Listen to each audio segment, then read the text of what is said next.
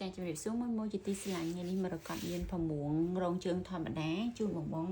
ដាក់ក្បិនចាពណ៌ទី1នេះហៅថាពណ៌កាត់ស្តាំងបងជាមួយនឹងរងជើងផ្លាទីនមានបតៈមួយណាបងចាមួយក្បិន$180ជូនសូត្រដង្កូវនាងសុទ្ធ100%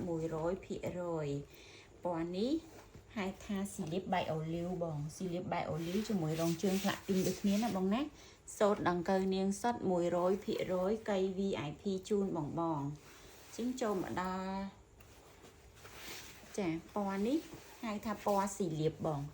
ស៊ីលៀបរងជើងផ្លាទីនស្អាតខ្លាំងមែនតែនប្រណិតនឹងហាប់រលោងសូត្រដង្កូវនាងសុទ្ធ100%ណាបងណាចាពណ៌អូលីវស្អាតខ្លាំងមែនតែនចាសូត្រដង្កូវនាងសុទ្ធ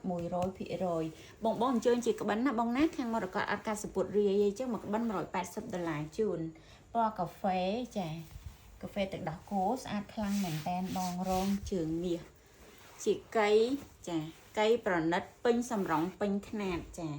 ពណ៌មាសគីឡូបងចាមាសគីឡូរងជើង smooth ស្អាតខ្លាំងមែនតែនបងអាចអញ្ជើញឡើងមួយឈុតបានពេញបរិបូរណ៍អត់មានខ្វះទេណាបងណាចាអញ្ចឹងពណ៌នេះគឺពណ៌ផ្លាទីនរងជើងមាសបង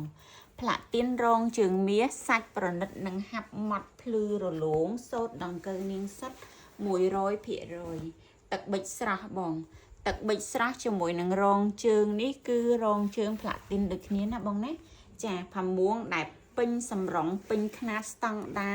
ធានាជូនបងទាំងតម្លៃជាមួយនឹងគុណភាពទឹកភ្នែកមឹកបងចាទឹកប៊ិចក្រម៉ៅឬមួយក៏ទឹកភ្នែកមឹកមកជាមួយនឹងគោមរំដួលពណ៌ផ្លាទីនស្រស់ស្អាតមួយបែបទៀតចាបងពណ៌ចុងក្រោយគេនេះគឺពណ៌ស្រាក្រហមបងស្រាក្រហមរងជើងថ្មីបងនេះស្អាតម៉ត់ភ្លឺរលោងហាប់ណែនល្អមែនតែនបងចានេះ Snow ផមួងសូត្រដង្កូវនាងសុទ្ធ100%កៃស្តង់ដារ VIP ជូនបងអរគុណសម្រាប់ការគាំទ្រ